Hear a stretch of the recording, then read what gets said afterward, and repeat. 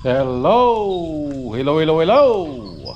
Magandang araw at magandang buhay at panibagong vlog na naman si Bonsai Tanglong po. So, natatandaan nyo ito? Itong ating mulabi na naigrap sa tugas. Okay? So, ito ay isang cascade. Ito na ang kanyang itsura.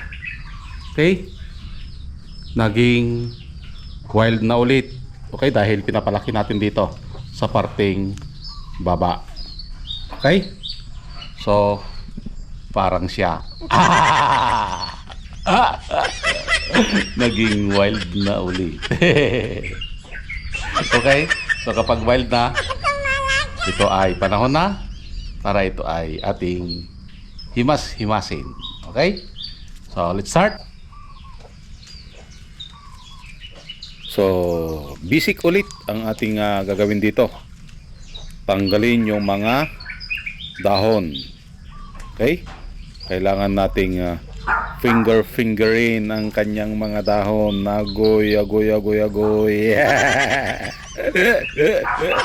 Kailangan na naman niya ng finger para malinisan ang kanyang mga sanga. So paulit-ulit lang na ginagawa natin ito hanggang sa mabuo. Before natin na i-wire, make sure ito na hindi nadiligan. Agoy.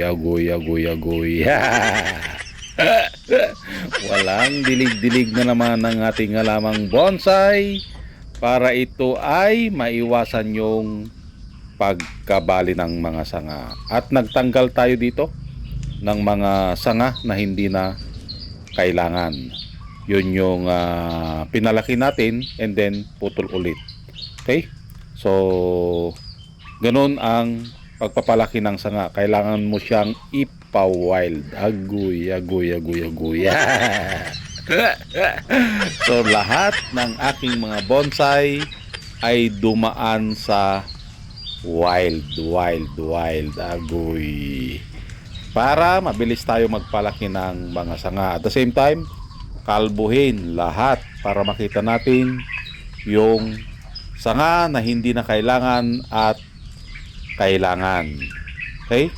So after nating makalbo, ito ay ating i-unwire ulit. Palitan yung mga wire na nailagay natin.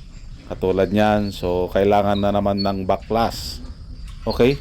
Baklasin at ibalik ulit ang wire para yung forma na gusto nating forma sa ating bonsai ay ma-maintain yung mga liko.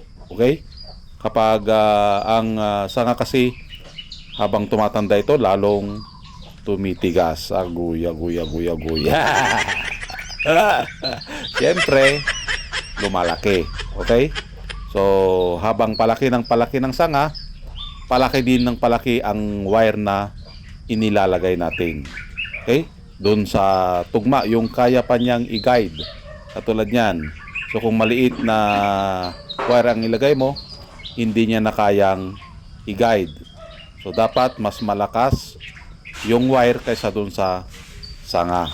Para kung gusto mong ibali ng pakaliwat kanan ang sanga, susunod ito dahil dun sa wire na inilagay natin. Yun. So, winawire na natin dito. Balik ulit ang wire para may ayos ulit ang ating halaman. Okay? Ang mulabi na naigrap sa tugas, ito ay maganda din dahil ang tugas mas mapino ang kanyang mga dahon kapag ito ay tumubo compare doon sa mulabi, yung original na dahon. So ang pagwawire nito ay tuloy-tuloy hanggang ito ay mabuo. Pakapal ng pakapal ang kanyang mga sanga, padami din ng padami ang nagagamit nating wire dito. So ang bonsai materials na ito ay nakikita natin sa clip area or yung mga nandun sa bangin. Okay?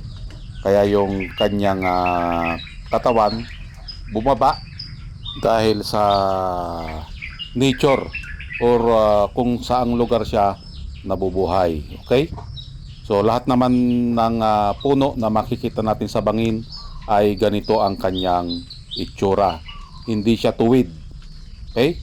Dahil sa mga hampas ng hangin, ganyan. Kaya yung kanyang mga sanga bumaba. Okay? Yun ang kwento ng mga puno na cascade dahil sa lugar kung saan sila nabubuhay or lumaki. Okay? So, kunting wire na lang tayo dito. Nandito na tayo sa parting taas dahil ang pag-wire ng isang bonsai ay nauuna sa baba. Pataas ito ng pataas. Yun. So, malapit nang matapos. Konting bali-bali na lang ng mga sanga. Kailangan na nating i-distribute yung mga sanga na may puwang. Okay? Dapat buo yung pag tinubo nito ng dahon, dapat buo yung kanyang pagka-cluster. Okay? So, ito ay pole cascade na bonsai. Yan. So, mabusisi din ito guys na pagwa-wire dahil mahina ang baba nito. Okay, dahil dun sa pababa. So, kailangan nating bantayan din yung parting taas dahil palagi kong sinasabi, ang parting taas ay pinakamalakas na part ng ating halamang bonsai. Ang pinakamahina naman ay yung parting baba. Agoy. Sa parting baba na naman ang mahina. So ayan guys, natapos na naman nating ayusan itong pole cascade. Pole cascade dahil ang kanyang mga katawan or ang kanyang katawan ay galing dito sa taas and then binali niya papunta dyan sa baba. Yan. So kaya pole cascade parang siya agoy na fall in love sa iba. Shout out sa mga na full cascade ang kanilang pag-ibig. Na fall in love sa iba. Yun. So kung titignan natin, ito yung kanyang kabuuan. Okay? So pakapalin lang natin dito sa parting baba. Yan. Pakapal ito guys. Tulad yan. Oh. Okay? So cluster. Naka-cluster na siya. Ganun din dito sa parting taas. So yung apex na lang dito banda. Okay? Hilahin lang natin konti. Hanggang dyan lang yung apex. Yan. Okay? So kunting kimbot na lang ito. Okay? Maraming salamat. At nasamahan nyo na naman si Bonsaiistang Lumpo na i-wire ang kanyang pole cascade na mulabi na naigrap sa tugas. Okay? Shout out sa mga na pole cascade ang kanilang pag-ibig. Hanggang sa muli. Bye-bye!